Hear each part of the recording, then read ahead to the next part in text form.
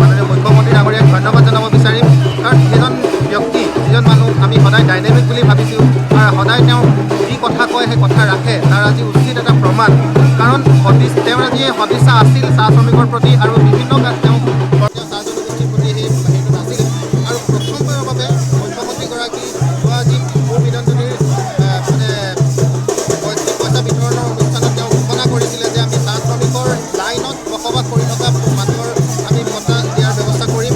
আৰু তেওঁ আজি কৰি দেখালে। আজি সেই বিধেয়কখন বিধানসভাত দাখিল হ'ল আৰু আমি খুব কম সময়ৰ ভিতৰতে এখন হেৰিও হ'ব, গৃহীতও হ'ব।